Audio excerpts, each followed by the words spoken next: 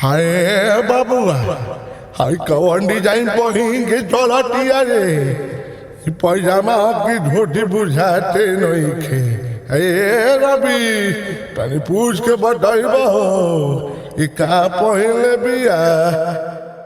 हाँ बाबा रुकिए हम पूछ के बताओ तनी कौन डिजाइन पहनले हिया बुच्ची।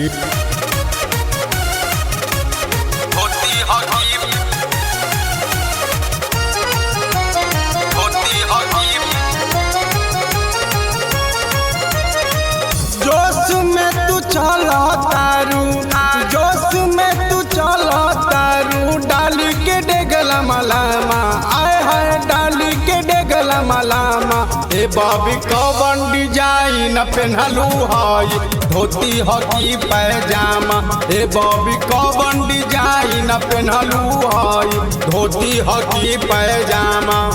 जोश में तू चला तारू जोश में तू चला तारू डाली के डेगला मलामा आए हाय डाली के डेगला मलामा। ए बाबी कौन डिजाइन पहनलू हाय धोती हकी पैजामा। ए बाबी कौन डिजाइन पहनलू हाय धोती हकी पैजामा। धोती हकी धोती हकी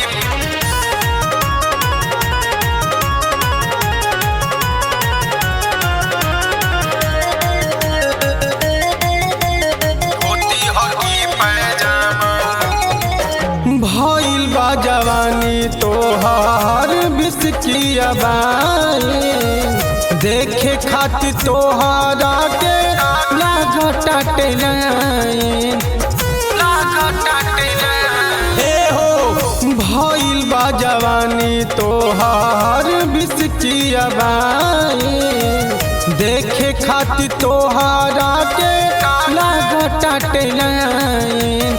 होखतबे सगरे चर्चा तोहरे होखतबे सगरे चर्चा तोहरे गाबल जता करनामा आए हाय गाबल जता करनामा।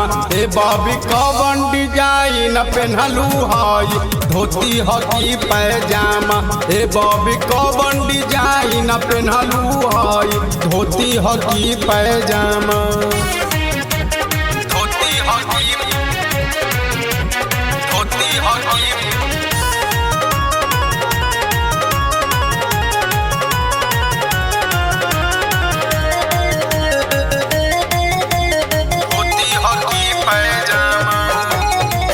चोन हम चलत बारू नया कसान में जोश नया भार देलू सभलाई कान में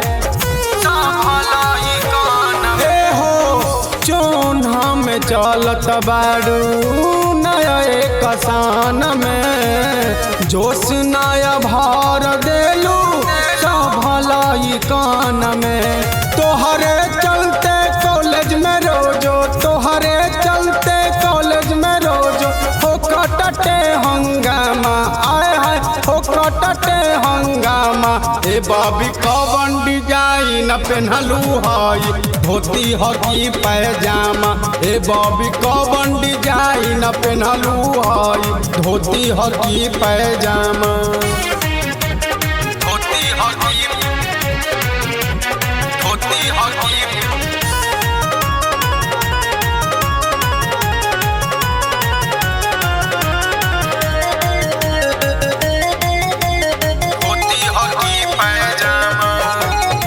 नखरा से भरल बारू बची भरपूर हो पागल हो गईल देखी मनज मायूर हो